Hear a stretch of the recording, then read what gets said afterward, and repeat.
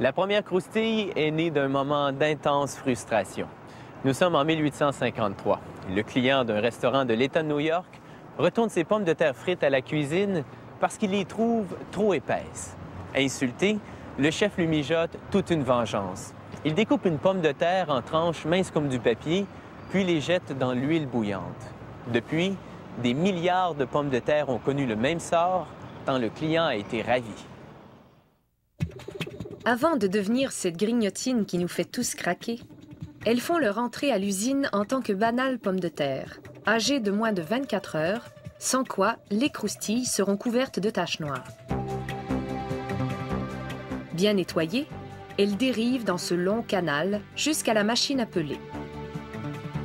Un peu comme des boules de bingo, elles se font remuer dans tous les sens. Elles ressortent de cette rencontre avec les rouleaux abrasifs complètement dénudés. Chaque heure, 5400 kilos de pommes de terre connaissent le même sort. On sépare ensuite les petites pommes de terre de leurs consoeurs plus charnues.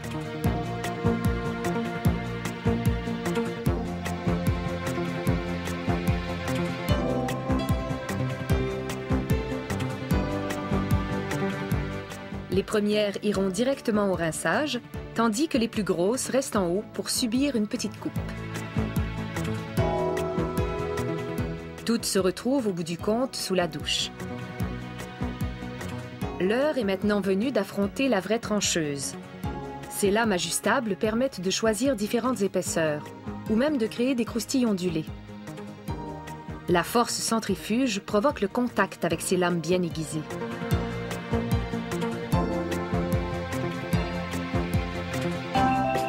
Une croustille régulière aura 1,5 mm d'épaisseur.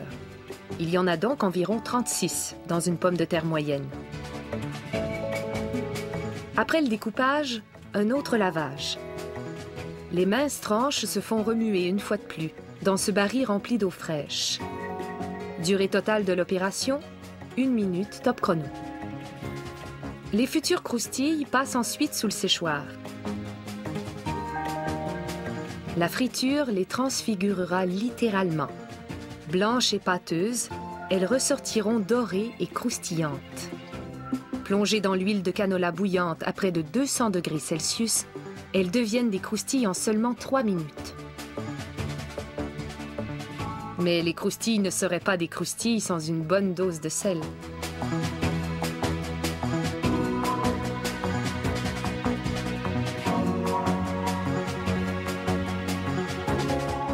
Prochaine étape, la trieuse.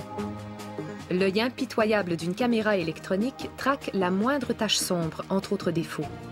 La malheureuse qui échoue ce test sera automatiquement éliminée à cette étape du parcours.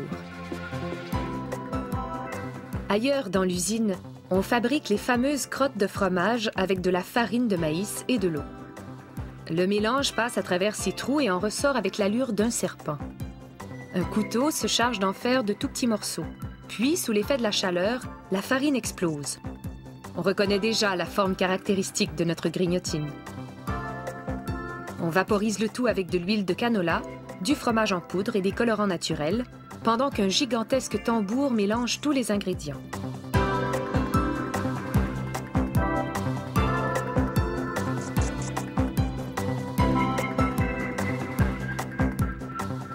Mais retournons voir ce qui arrive à nos croustilles. On les asperge elles aussi d'assaisonnement en poudre qui imitent des saveurs bien connues comme barbecue ou sel et vinaigre.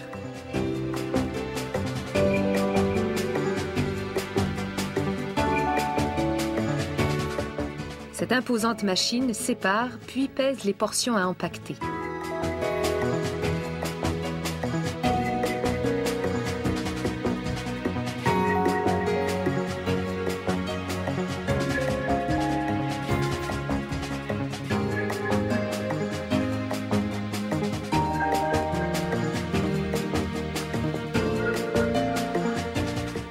Les croustilles arrivent enfin à destination. En tout, il a fallu environ 15 minutes pour transformer une pomme de terre crue en croustille.